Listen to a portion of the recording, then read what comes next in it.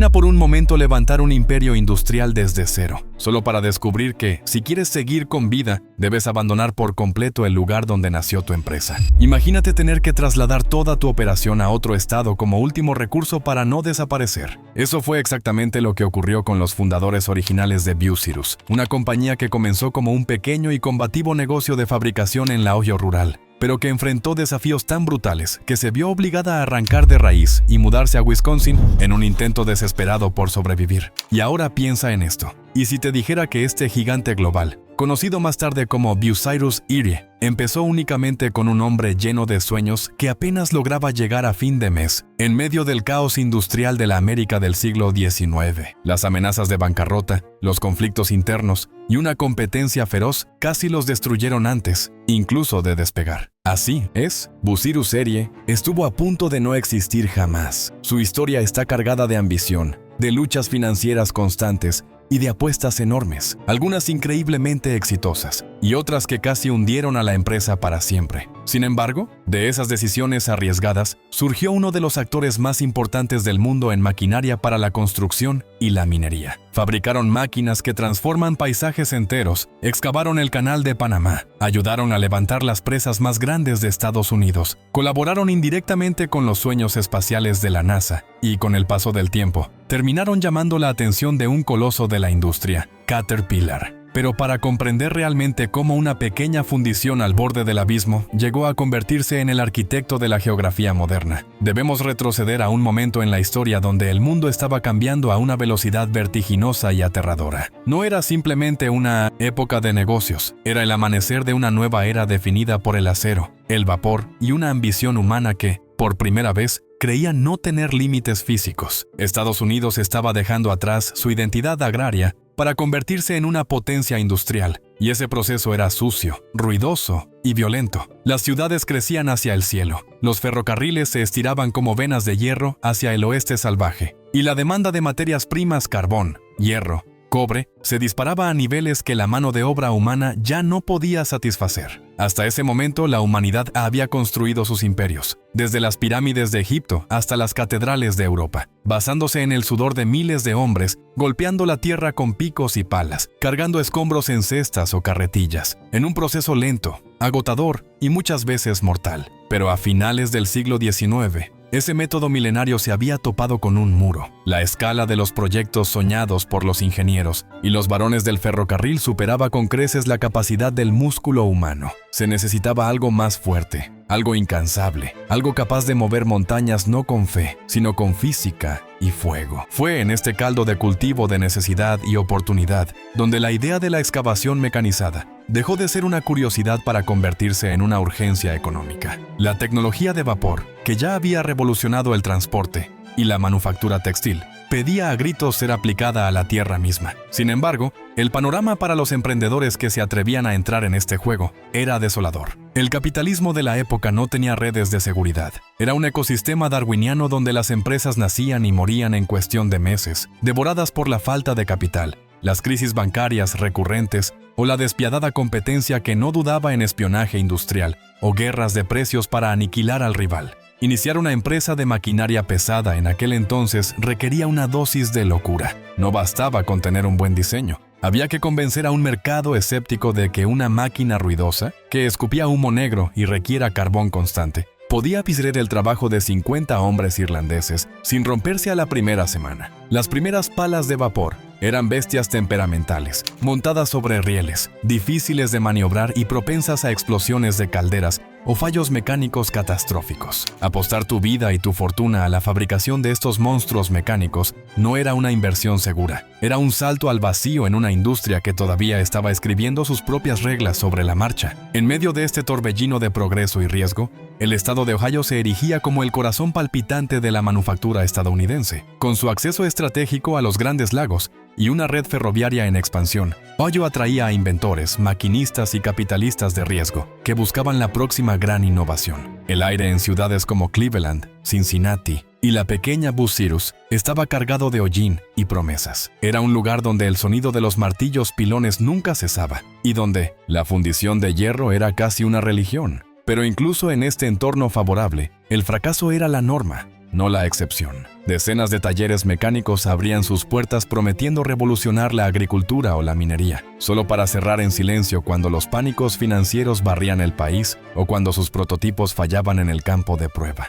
Para sobrevivir, no solo se necesitaba acero de buena calidad, se necesitaba una visión estratégica capaz de ver más allá del caos inmediato, una capacidad para resistir la presión de los acreedores y, sobre todo, una fe inquebrantable en que el futuro pertenecería a quienes pudieran automatizar el trabajo más duro del planeta. Fue precisamente en este escenario de alta tensión y oportunidades ilimitadas donde convergieron los destinos de tres individuos que, sin saberlo, estaban a punto de encender la mecha de una leyenda corporativa. La historia de Bucyrus comienza en el corazón de la Ohio del siglo XIX, con Daniel P. Ailes y otros dos socios. Los orígenes de estos tres hombres no podían ser más distintos entre sí, pero los unía una visión compartida, la idea de que la construcción mecanizada tenía el poder de cambiar el mundo para siempre. Daniel P. Ailes, el principal cerebro detrás de lo que más tarde se convertiría en una empresa de maquinaria colosal, nació en 1825 en el seno de una familia humilde de Ohio. Desde joven, desarrolló una mentalidad práctica y una profunda inclinación por la innovación,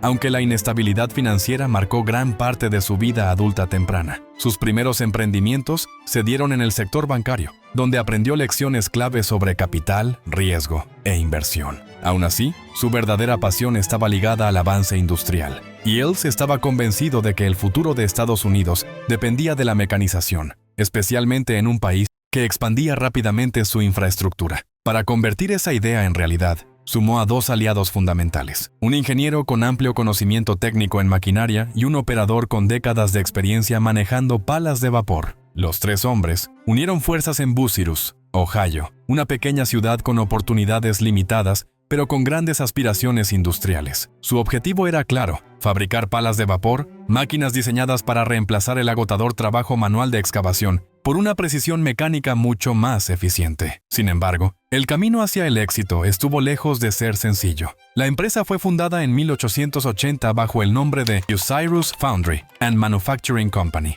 y desde el primer momento se enfrentó a una realidad económica implacable. En aquella época, Ohio era un hervidero de competencia, situado a solo unos kilómetros de Marion, Ohio, donde pronto nacería su archirrival, la Marion Power Shovel Company. A pesar del talento y la experiencia de sus fundadores, las primeras palas de vapor resultaban costosas de producir y difíciles de vender. El mercado aún no estaba preparado para confiar plenamente en máquinas en lugar de mano de obra humana. Las ventas iniciales fueron lentas y la presión financiera no tardó en hacerse sentir. El dinero se esfumaba rápidamente y, en pocos años, la empresa se encontraba peligrosamente cerca de la bancarrota. Las instalaciones originales de la fundición apenas ocupaban media hectárea, un espacio diminuto que asfixiaba cualquier posibilidad de crecimiento real. Las tensiones internas no tardaron en aparecer. El ingeniero cofundador defendía la idea de avanzar hacia diseños más complejos y tecnológicamente ambiciosos, mientras que Ailes, con una visión más pragmática, insistía en reducir costos y priorizar la supervivencia. El tercer socio, viendo cómo su inversión se diluía,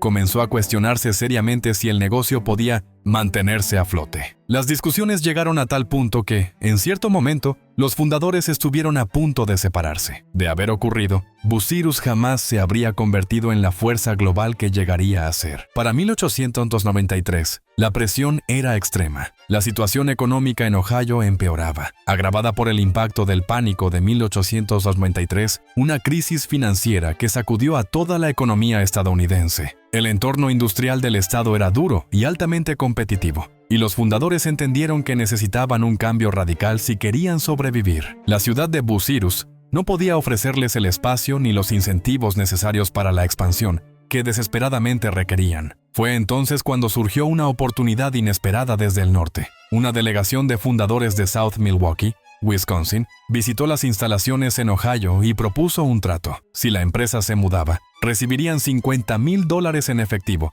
y terrenos valorados en otros $45,000. Así, nació una de las decisiones más trascendentales en la historia de la empresa: trasladar toda la operación de Ohio a South Milwaukee, Wisconsin. Wisconsin ofrecía mayor estabilidad industrial, mejor acceso a transporte y materias primas a través del lago Michigan y el ferrocarril, además de costos más bajos en mano de obra y terrenos. Factores críticos para una compañía al borde del colapso. El traslado a Wisconsin marcó un antes y un después. El nuevo comienzo permitió reducir costos de producción y ampliar la plantilla laboral. Aún así, no fue un proceso sencillo. Hubo que construir relaciones desde cero, contratar nuevos trabajadores y abrirse camino en mercados desconocidos. De hecho, el choque cultural fue brutal. Los empleados que se mudaron desde Ohio se encontraron con calles sin pavimentar hundidas en el barro y una falta casi total de viviendas adecuadas, lo que provocó que menos del 10% de la fuerza laboral original aceptara la mudanza.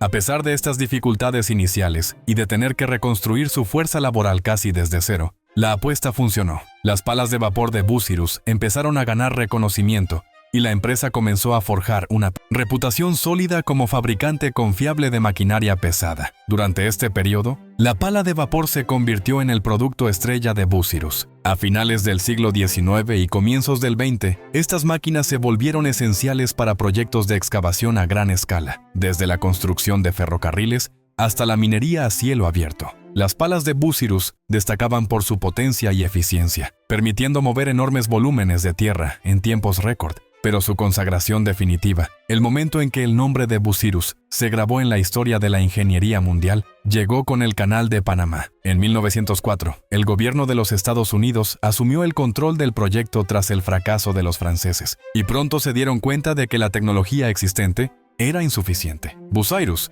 suministró 77 de las 102 palas de vapor utilizadas para el proyecto, convirtiéndose en la columna vertebral de la excavación. Eran modelos colosales. Para su época, máquinas de 95 toneladas con cucharas de 5 yardas cúbicas capaces de mover alrededor de 8 toneladas de material por carga, operadas por equipos de 4 personas, un ingeniero, 2 fogoneros para alimentar la caldera y un operador de grúa. Estas máquinas trabajaron día y noche, excavando el canal que uniría el Atlántico y el Pacífico. La imagen de estas bestias de acero mordiendo la tierra, en el corte Culebra, se convirtió en un símbolo de la era industrial. El presidente Theodore Roosevelt, en su histórica visita a Panamá, en noviembre de 1906, entendió el poder simbólico de estas máquinas. En una maniobra de relaciones públicas sin precedentes, se subió a una pala Bucyrus de 95 toneladas, vestido impecablemente de blanco bajo la lluvia tropical, y se dejó fotografiar a los mandos, proyectando una imagen de dominio tecnológico estadounidense sobre la naturaleza. Sin ellas, sin esas máquinas rugiendo en el barro y soportando los deslizamientos de tierra constantes, el proyecto habría tardado décadas adicionales en completarse o habría fracasado nuevamente. El éxito del Canal de Panamá impulsó a Bucyrus al reconocimiento internacional y abrió una nueva etapa de expansión. La empresa ya no era un taller regional, luchando por sobrevivir. Era el estándar mundial en excavación pesada. Con la reputación cimentada en el barro de Panamá, la empresa buscó consolidar su dominio en el mercado interno. En 1927, la empresa dio otro paso decisivo al fusionarse con la Steam Shovel Company, otra firma especializada en palas de vapor. La lógica detrás de esta unión era impecable. Mientras Bucyrus dominaba el mercado de las palas gigantes y la maquinaria pesada para grandes proyectos de infraestructura, Erie era el líder indiscutible en excavadoras más pequeñas y versátiles. Así nació oficialmente Bucyrus Erie. La fusión permitió acceder a nuevas tecnologías, ampliar la capacidad productiva y competir a una escala mucho mayor, cubriendo todo el espectro de necesidades de excavación, desde pequeñas obras urbanas hasta minas gigantescas. Después,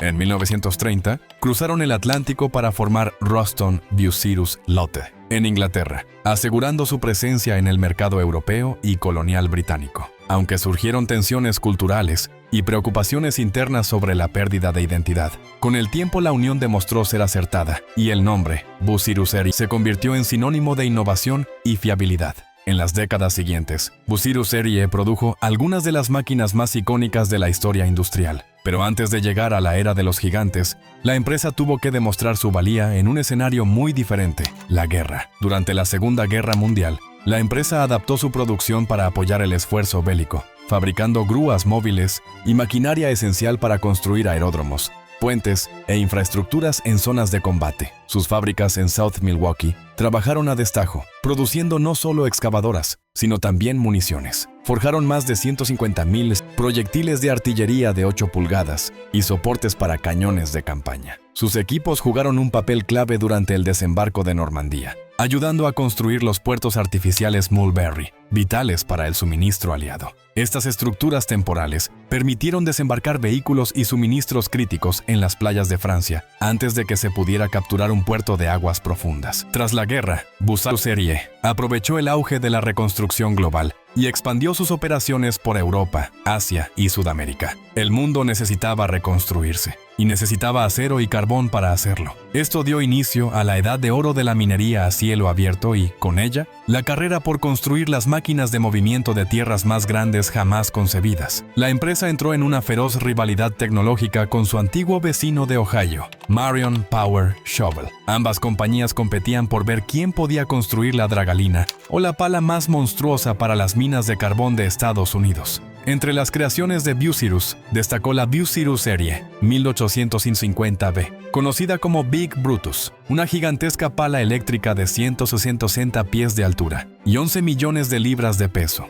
utilizada principalmente en la minería de carbón de Kansas. Aunque impresionante, Big Brutus era solo el preludio. También desarrollaron la 1570 Dalvito y las palas y 120 DSV, fundamentales en la construcción de la presa Hoover, además de participar en proyectos emblemáticos como el puente Golden Gate y el metro de Nueva York. Uno de sus mayores logros internacionales fue su participación en la construcción de la presa de Asuán en Egipto, donde suministró maquinaria capaz de mover millones de toneladas de tierra y roca para domar el Nilo. El punto máximo de esta filosofía de grandeza, el verdadero leviatán de la ingeniería del siglo XX, fue la Bucyrus-Serie 450 Seaboat, apodada Big Muskie. Construida en 1969 para la Central Ohio Coal Company, fue la dragalina más grande jamás creada, con 27 millones de libras de peso y casi 22 pisos de altura. Para entender la escala de Big Muskie, hay que visualizar su cuchara. Tenía una capacidad de 220 yardas cúbicas, suficiente para albergar 2 autobuses escolares uno al lado del otro, o una banda de música completa. Su construcción requirió más de 2 años, y el transporte de sus componentes necesitó 300 vagones de tren y 250 camiones. A diferencia de las palas montadas sobre orugas, Big Muskie se desplazaba utilizando un mecanismo de caminata hidráulica, avanzando lentamente sobre unos zapatos gigantescos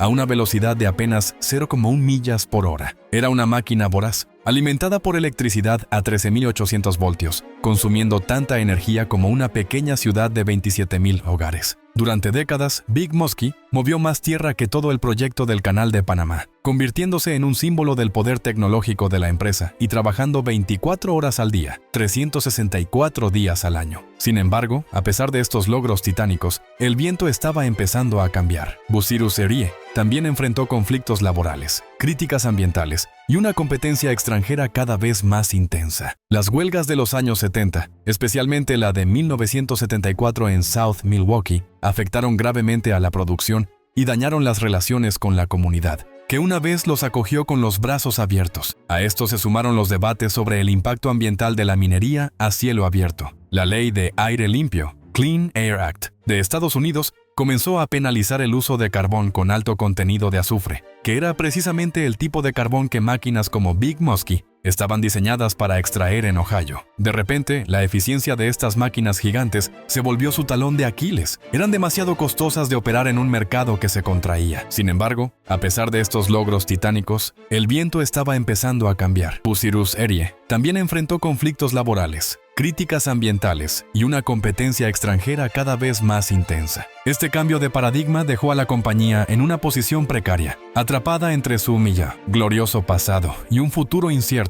La obsesión por el gigantismo, que había sido su mayor fortaleza, se transformó repentinamente en una trampa estratégica. Las empresas mineras ya no buscaban monstruos de acero inamovibles que tardaban años en construirse y requerían una planificación logística faraónica, sino equipos más versátiles y económicos, capaces de adaptarse a regulaciones cambiantes. Mientras Bucyrus seguía perfeccionando su tecnología de cables y enormes dragalinas, competidores emergentes de Europa y Japón comenzaban a ganar terreno con excavadoras hidráulicas más ágiles, erosionando una cuota de mercado que la empresa estadounidense consideraba intocable. Los pedidos de nuevas supermáquinas se frenaron en seco y la inmensa infraestructura industrial de South Milwaukee, diseñada para una producción a escala masiva que ya no existía, empezó a convertirse en un lastre financiero insostenible, dejando al gigante expuesto y vulnerable justo en el peor momento posible. En los años 80, la tormenta perfecta se desató. La caída de la demanda de materias primas, la recesión mundial y las altas tasas de interés golpearon duramente al sector. Bucyrus había apostado fuerte por una demanda continua de carbón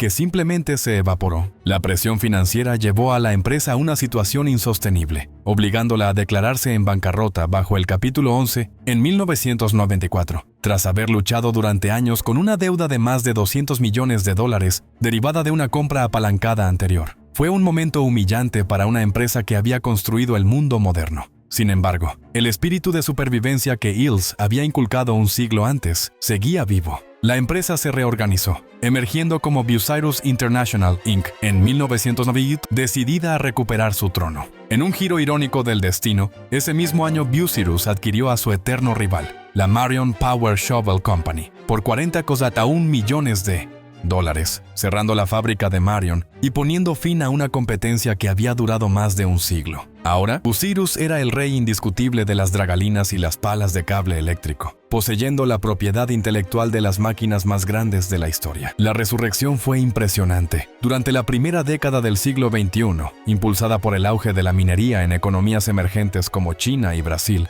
Bucyrus volvió a ser altamente rentable. Sus máquinas, ahora equipadas con tecnología moderna y sistemas de control avanzados, seguían siendo las preferidas para las minas más exigentes del planeta. Pero en el mundo corporativo moderno, el éxito atrae a los depredadores más grandes. Caterpillar, el gigante amarillo de la construcción que durante años había dominado el mercado de equipos móviles más pequeños, camiones, excavadoras hidráulicas, quería dominar completamente el sector minero. Bucyrus era la pieza que les faltaba. En noviembre de 2010 se anunció el acuerdo. Caterpillar adquiriría Bucyrus International por $7.600 millones en efectivo, una transacción valorada en $8.600 millones si se incluía la deuda neta. La compra se finalizó el 8 de julio de 2011, marcando el fin de Bucyrus como empresa independiente. Hoy, aunque el nombre Bucyrus ya no se utiliza en las nuevas máquinas y ha sido reemplazado por el icónico amarillo de Caterpillar, su legado permanece intacto. Las inmensas fábricas de South Milwaukee siguen operando bajo la bandera de Caterpillar, manteniendo viva la tradición de ingeniería de la zona. Big Muskie fue desmantelada en 1999 por falta de fondos para su preservación, pero su inmensa cuchara descansa hoy como un monumento en un parque de Ohio, recordando a los visitantes la escala de la ambición humana. Sus máquinas moldearon el mundo moderno, impulsaron proyectos históricos y demostraron que la innovación, la perseverancia y la capacidad de adaptarse pueden transformar una pequeña idea en una leyenda industrial que perdura por generaciones. La historia de Bucyrus no es solo la historia de una empresa, es la crónica de cómo la humanidad aprendió a mover montañas.